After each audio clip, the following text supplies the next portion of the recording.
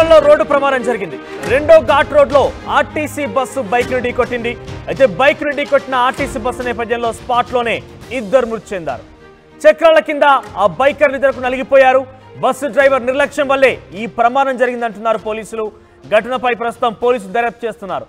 అయితే రెండో ఘాట్ నుంచి ప్రయాణిస్తున్న నేపథ్యంలో ఒక బైక్ పైన ఇద్దరు ప్రయాణిస్తున్నారు. అటుగా వస్తున్న బస్సు వారిని ఢీకొట్టింది. ఈ నేపథ్యంలో ఢీకొట్టడమే కాకుండా కొంత దూరం కూడా లాక్కెళ్ళింది. అయితే ఈ నేపథ్యంలోనే ఆ బస్సు టైర్ల కింద ఇద్దరు పడిపోయారు. ఇద్దరు కూడా స్పాట్లోనే మృతి చెందారు. ప్రస్తుతం పోలీసులు ఈ యొక్క ఘటనపై విచారణ చేస్తున్నారు. డ్రైవర్ నిర్లక్ష్యం కారణంగానే ఈ యొక్క ప్రమాదం జరిగిందంటూ పోలీసులు నిర్ధారించారు. ఒకసారి ఈ ఘటన తర్వాత పోలీసులు మాట్లాడారు. వారు ఏం మాట్లాడారు, ఈ ఘటన గల కారణం ఏంటో చూద్దాం. టీ కొట్టినందువల్ల టూ వీలర్లో వస్తున్నటువంటి ఇద్దరు ప్రయాణికులు కూడా చనిపోయినారు. బాడీలు కూడా ఆర్టీసీ బస్సు కింద ఉన్నాయి. ఈ యాక్సిడెంట్ ఎలా జరిగింది అనే విషయంగా విచారణ చేస్తున్నాము. ప్రాథమిక సమాచారం మేరకు యాక్సిడెంట్ అయితే జరిగింది. ఇద్దరు చనిపోయినారు.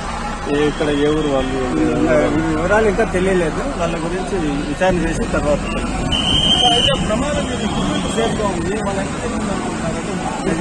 విచారించిన తర్వాత తెలుస్తుంది.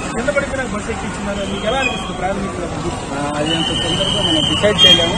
కనుకొని ఎవరన్నా ప్రత్యక్ష సాక్షులు చెప్తే దానిపైన మళ్ళీ డిసైడ్ చేస్తాం. ఓకే. ఆర్టీసీ బస్సు మొత్తం మీద ఒక బైక్ ఢీకొనడంతో బైక్ పైన ప్రయాణిస్తున్న ఇద్దరు యువకులు కూడా మృతి చెందారు.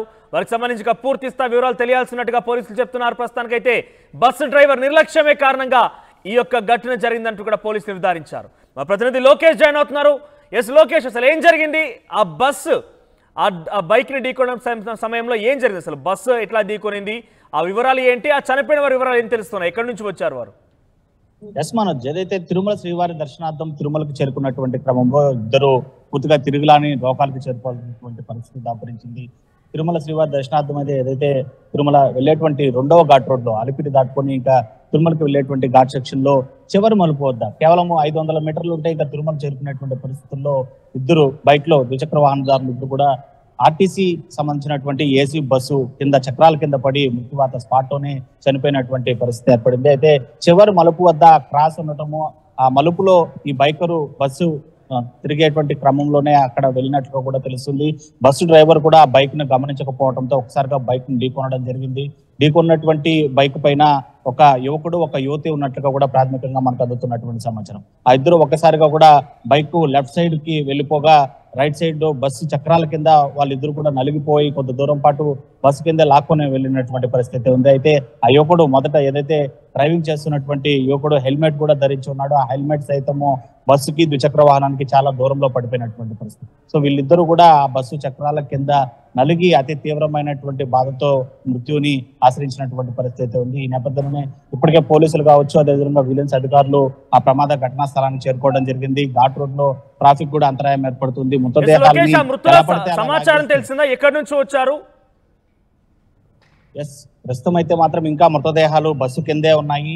బస్సుని ముందుకు మూవ్ చేస్తే మృతదేహాలు మరింత నుజ్జు అయిపోయేటువంటి పరిస్థితి ఉంటుంది. కనీసం మృతదేహాలనైనా వారి బంధువులకు అప్పగించాలంటే సరైనటువంటి రీతిలో ఉండాలి కనుక అతి జాగ్రత్తగా మృతదేహాన్ని తీయడానికి క్రేన్ ని ఉపయోగించాలని చెప్పి కూడా పోలీసులు ఆలోచిస్తున్నారు. ఆ క్రేన్ ని తెప్పించేటువంటి ప్రయత్నంలో ప్రస్తుతం ఉండేటువంటి పరిస్థితి. ట్రాఫిక్ కి అంతరాయం కలగకుండా ఓ వైపు నుంచి ఇతర వెహికల్స్ అన్నింటినీ కూడా తిరుమలకు పంపిస్తున్నారు. మరోవైపు మరికొద్ది సేపట్లో ట్రైన్ వచ్చిన తర్వాత మృతదేహాన్ని వెలికి తీసిన తర్వాత వాళ్ళ దగ్గర ఉండేటువంటి బ్యాగ్స్ లేదా పరిస్థితుల్లో ఉండేటువంటి ఐడెంటిటీ కార్డ్స్ ఆధారంగా కూడా వాళ్ళు ఎక్కడి నుంచి ఏ ప్రాంతానికి చెందినవారు, అదేవిధంగా వాళ్ళ బంధువులకి సమాచారం ఇచ్చేటువంటి పరిస్థితి ఉంటుంది. పూర్తి వివరాలు అయితే ఇంకా తమకు ఏమీ తెలియదని చెప్పి కూడా పోలీసులు మీడియాతో చెప్తున్నటువంటి పరిస్థితి ఉంది. అంటే బైక్ రిజిస్ట్రేషన్ ఆధారంగా ఎక్కడి ప్రాంతం వారిని గుర్తించలేకపోతున్నారా? ఆ డీటెయిల్స్ తెలియలేకపోతున్నాయా? ఖచ్చితంగా అదే ప్రయత్నంలోనే పోలీసులు ప్రస్తుతం ఉన్నారు. అయితే పూర్తి వివరాలు అంటే ఏ ప్రాంతం చెందిన డిస్టిక్ సంబంధించి అయితే మాత్రమే రిజిస్ట్రేషన్ నంబర్ ఉంటుంది. అయితే వ్యక్తులు ఏ ఊరికి పలానా ఊరికి చెందిన వారు పలానా అబ్బాయి అని తెలియాలంటే ఖచ్చితంగా వాళ్ళకి సంబంధించినటువంటి ఐడి కార్డు సంబంధించినటువంటి ఆధార్ కావచ్చు లేదా మరి ఇతర డ్రైవింగ్ లైసెన్స్ లాంటివి లభ్యం అవ్వాల్సి ఉంటుంది. వాటిని తీయాలంటే ఖచ్చితంగా మృతదేహాలకి ఎలాంటి అంటే ఇంకా చల్లా చెదరు కాకుండా తీసేటువంటి క్రేన్ సహాయంతో తీయాలని ఆలోచిస్తున్నారు. కాబట్టి వన్స్ క్రేన్ అక్కడికి చేరుకున్న తర్వాత బస్సును అక్కడి నుంచి తొలగించి మృతదేహాలను వెలికి తీస్తారు. అనంతరం వాళ్ళ దగ్గర ఉండేటువంటి ఆధారాల తీసుకొని వాళ్ళ బంధువులకి ఇంటిమేషన్ ఇచ్చేటువంటి పరిస్థితి ఉంటుంది. తరచూ ఘాట్ రోడ్ లో చాలా నిదానంగా వెళ్ళండి, అదేవిధంగా హెల్మెట్ ధరించి వెళ్ళండి అని భక్తులకి సూచనలు చేస్తూనే ఉంటారు. అయినప్పటికీ కొంతమంది ఈ శ్రీవారి దర్శనానికి వచ్చేటువంటి బైకర్స్ వాళ్ళు ఏదో ఒక రేసింగ్ కి వచ్చినట్లుగా కూడా ఈ ఘాట్ రోడ్ ను ఉపయోగించడం వల్ల కొద్దిగా ఇలాంటి తరచూ ప్రమాదాలు జరుగుతుంటాయి. అయితే శ్రీవారి భక్తులకి టీటీడీ ఒకటే విజ్ఞప్తి చేస్తుంటుంది, తిరుమలకి వెళ్లే ఘాట్ రోడ్ కావచ్చు, దిగే ఘాట్ రోడ్ కావచ్చు, ఖచ్చితంగా 45 నిమిషాల సమయాన్ని పాటించాలి. కేవలం 30 నుంచి 41 స్పీడ్ లోనే వెళ్ళాలి, km/h అని కూడా సూచిస్తూ ఉంటుంది. అదేవిధంగా తిరుపతి అలిపిరి టోల్ గేట్ లో కావచ్చు, పైన జిఎన్సీ టోల్ గేట్ లో కావచ్చు, వాళ్ళకి ఒక బైక్ స్పీడే కారణమైందా?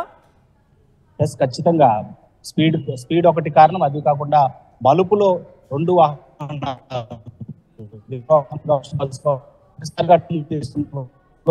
ఈ బైక్ వెళ్లి బస్సును ఢీకొన్న అనంతరం బస్సు డ్రైవర్ కూడా ఏమాత్రము బస్సును ఆపేటువంటి ప్రయత్నం చేయకపోగా ముందుకు దూసుకెళ్లడంతో ఒకసారిగా వాళ్ళిద్దరూ బస్సు కింద చేరిపోవడం, చక్రాల కింద నలిగి మృత్యువాత పడినటువంటి ఘటన.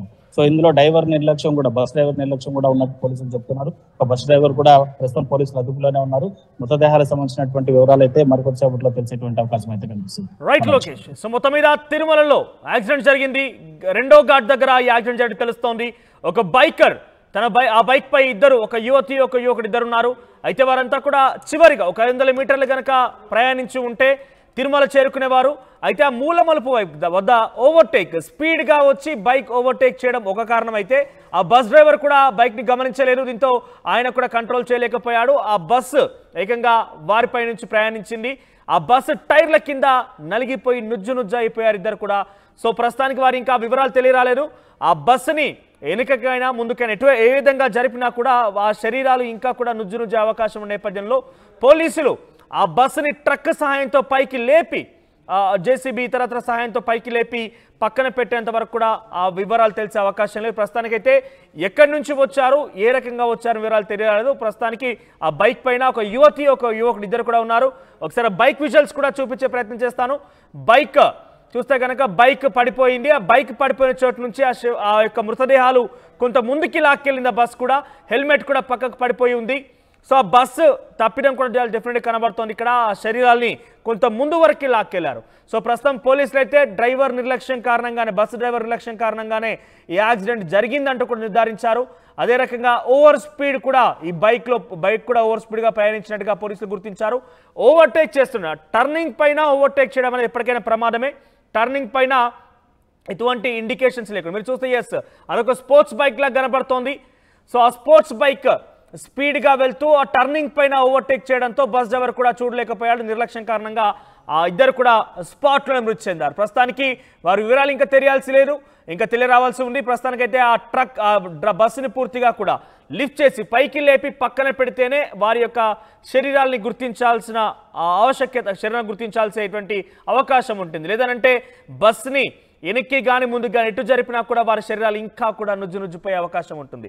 సో ఆర్టీవీ మీకు చెప్తోంది, ఓవర్టేక్ చేయడంలో మనం డెఫినెట్గా జాగ్రత్త వహించాలి. ఓవర్టేక్ చేసే నేపథ్యంలో ఎందుకంటే మనం కరెక్ట్గా ఉన్నా కూడా ఎదుటి వాహనం ఏ రకంగా ఉంటుందో మనం గమనించలేం. కాబట్టి ఓవర్టేక్ చేసే సమయంలో చాలా జాగ్రత్త వహించాలి. మరొకటి స్పీడ్ నియంత్రణ. అక్కడ చాలా వరకు ట్రాఫిక్ సిగ్నల్స్ ఇస్తూనే ఉంటాయి. ఇంత స్పీడ్ లిమిటే ఉంటుంది, ఇంత స్పీడ్లోనే ప్రయాణించాలనేది. అది డెఫినెట్గా చాలా టెక్నికల్గా కూడినటువంటి అంశం కాబట్టి ఆ స్పీడ్ నియంత్రణ కనుక మనం పాటించకపోతే ఎటువంటి ప్రమాదాలు సంభవిస్తూ ఉంటాయి. ముఖ్యంగా టర్నింగ్ల వద్ద ఓవర్టేకింగ్ అనేది నిషేధించాలి. ఈ ఘటన తిరుపతిలో జరిగింది. తిరుపతిలో రోడ్ యాక్సిడెంట్ కారణంగా ఒక అమ్మాయి ఒక అబ్బాయి ఇద్దరు కూడా స్పాట్లోనే మృతి చెందారు.